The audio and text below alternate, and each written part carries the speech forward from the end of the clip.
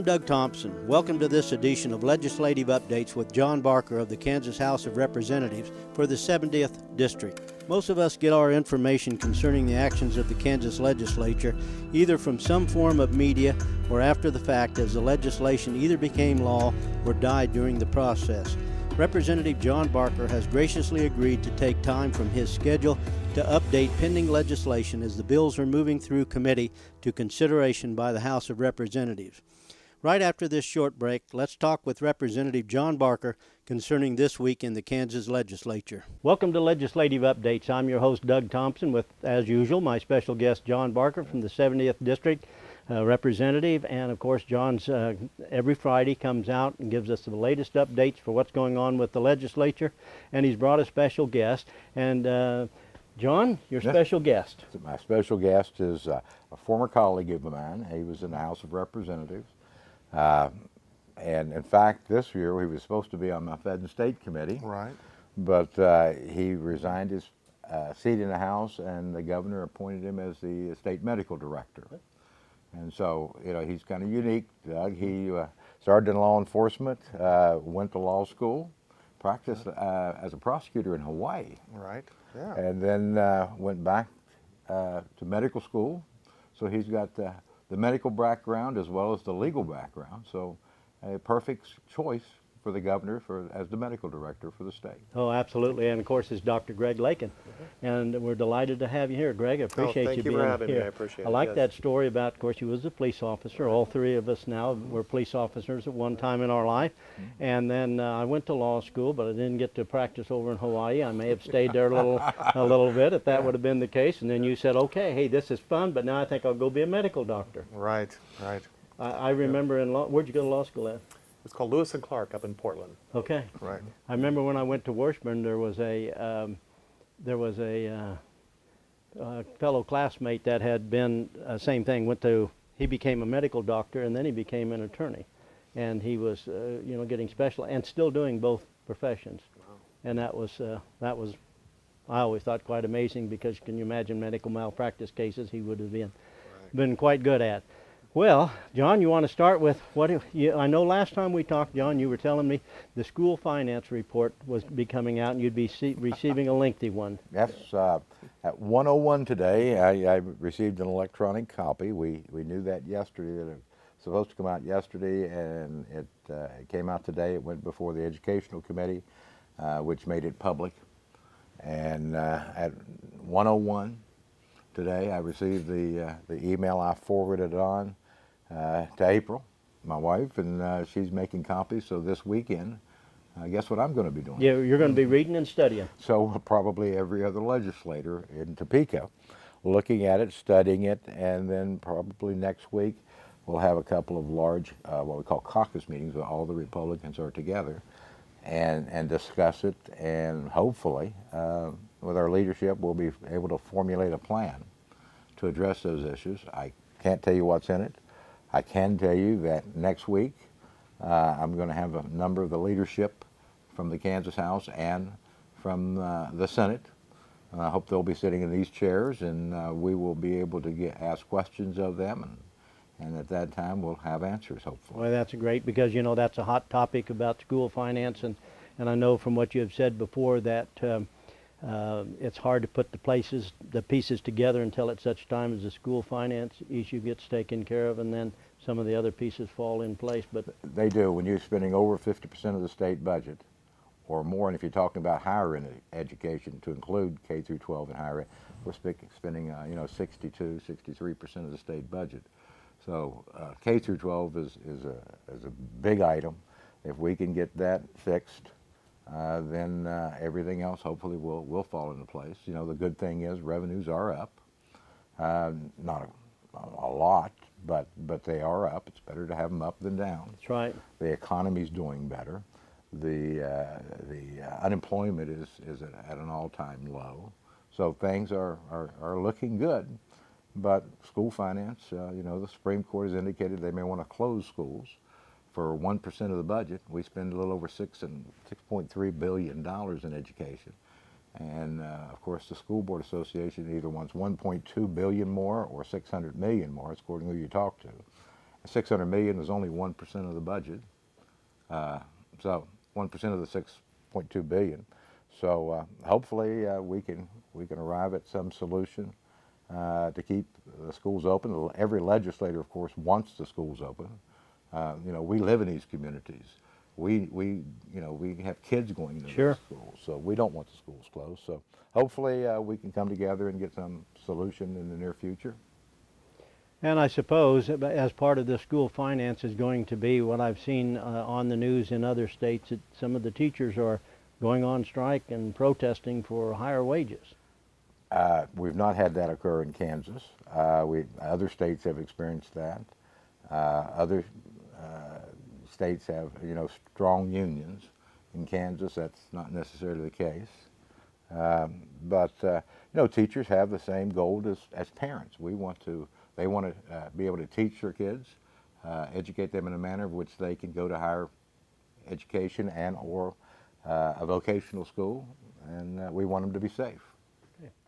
We're going to have to cut away, take a break. You're watching Legislative Updates. We'll be right back. Welcome back to Legislative Updates. I'm your host, Doug Thompson, with John Barker and Dr. Lakin. They both have come in from Topeka on their way to other points. And Doctor, I know, I'll call you Greg. Greg, I know that you previously were a representative from the 91st District. That's the Wichita area. Isn't Right, it? North Wichita. And then you were appointed, the governor appointed you to the new position. And what is the title that you hold for that? Well, it's the state medical director and the Medicaid medical director as well. So the state health officer is really what it is, and then the Medicaid medical director. Okay. And I know one of the hot topics that I hear all the time, and I guess over the 40 years I've been an attorney, I've seen this one just keep growing. And some states, for instance, have legalized marijuana. The next state over from us, Colorado. Right. And some of the other states are saying, well, we're going to follow suit. Mm-hmm. What's your opinion? Well, originally I'm from Colorado, and it is entertaining, to say the least. I mean, we sit back and watch all the secondary issues that crop up. I mean, you know, they were promised, oh, it's going to bring in a ton of money, and it's going to cure all these, you know, medical disorders, and now they're starting to see the fallout, in unemployment and people that have moved there, and there's so much money and big business that, I mean, even organized crime is now starting to crop into Colorado, things that they never saw before, and they're starting to see the fallout now. So. And I'm assuming the state on their treatment programs for people, because I guess from my experience in the courtroom that I have seen this go from a gateway drug leading to a more serious drug. And I haven't seen any advantages of the marijuana. If there's any there, I just haven't seen it. And I guess the good part is I was a little older as a kid, so when that drug started coming out, I never had didn't have anything to do with it. Right. So this one just doesn't make sense to me. I know that I hear people in Colorado say, and in the medical field say, well, we're just now beginning to find the effects of this, because the cost is going to be tremendous for treatment programs that the state's going to absorb, and any gains that they thought they were making are going to be far, far less than what they're going to be spending, Right. let alone what they do to their own people. You're correct. It truly is a gateway drug, and there's no doubt about it. And the way it starts that mood disorder oscillation that really gets people where they get dependent on it, just to relax. But you know, it certainly is a dead end when it comes to long-term. Right. And Doug, his practice was addiction. Oh, yeah, that's right. Right. Was it Valley Hope you? Well, I am at Valley Hope as well, both inpatient and outpatient, and then also the Center for Change, which is the largest outpatient opiate addiction treatment center in the state. Well, let's go to the opiate problem, because that's another one that's coming up, and I know there was probably going to be some class actions, and maybe even some individual counties are going to be taking action in that. What do you project in the future in regards to class action, whether it'll be a state action or there won't be any action against it, but some form of effort to control the problem? Right. No, and I was there when when physicians were first approached, 10 years ago, and we were, there are all these pain advocacy groups and different advocacy groups saying, hey, we're not managing pain enough, we need to, doctors are actually getting sued, healthcare facilities are getting sued because they're not treating pain adequately, and became the fifth vital signs, and hospitals and everybody bought into it, and it was true to just some extent, but then they find out later that a lot of the money that was used to fund these activities actually came from some of the major drug manufacturers. So it was part of, and also there was some misleading information on how addictive it was, and so some of them actually, I can see where the case is well deserved. Well, what I have noticed with, of course, we're talking about those who got involved with it because of a pain problem and then became addicted to it. What I see a lot, and I'm sure what John has seen over the years in the courtroom, was that people who are just absolutely hooked on meth. Right. And I've never seen anything as bad as what this is now. In all my many, many years of doing this, I've never seen a drug that is so addictive and is so crippling to these folks, because the ones that I often see, and you certainly have seen more cases than me because I'm seeing them in the courtroom, you're seeing people who are coming in for treatment.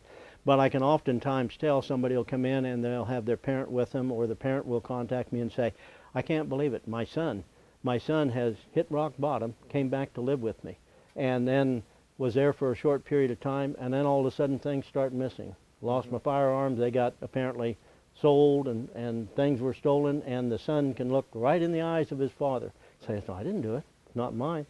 And they're so addicted to the drug that they've absolutely lost control in that area. Is that consistent with what you found in treatments? It is with all addiction. I mean, whether it's methamphetamines or opiates, I mean, you develop a $200 or $300 a day habit, and you've got to have the money, and you are so afraid of getting sick or running out of the ability to sustain your daily drug use that you do things you would normally never do. But President Trump has kind of addressed this issue, said that we have an opiate addiction in the United States, and he's got a couple of programs which I think will eventually come down to the states. When they come down to the states, you're going to be in charge of that. Right. And what are you doing at the state level to get ready for that, if anything? I hope you are. Right.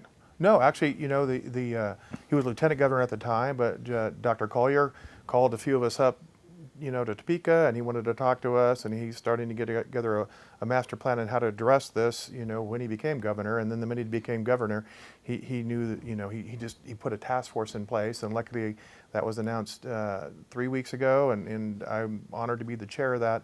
But it involves a bunch of different state agencies and outside agencies that are empowered now for the first time to really put actions into place. And then the other part of this is, for about the last year, the state has received some grant money from SAMHSA and from CDC to put together an advisory committee, mostly for prescription opiate abuse and prescription abuse, but put together an advisory committee of many, many comprehensive agencies. And they've been putting together recommendations for the last year. Now, they weren't empowered necessarily to put them into place like the task force is, but we have some great recommendations out there now already that we will put into place here in short order. All right, we're going to cut away, take a break. You're watching Legislative Updates. Welcome back to Legislative Updates. I'm your host, Doug Thompson, with my guest, John Barker, and Dr. Greg Lakin. And Greg, we were talking primarily over the break that just took place, and I've got in my hands the Executive Order 18-09. And what does that pertain to? Well, this is Governor Collier, presenting his new task force to battle not just opiate addiction, but all substance use disorders. That's the new term, but substance use disorders, because he realizes methamphetamines is still a big issue, especially in rural Kansas, and then of course the opiate issue, where people are dropping dead from not just opiate overdoses, but this new carfentanil that's mixed with the heroin. So this is his plan.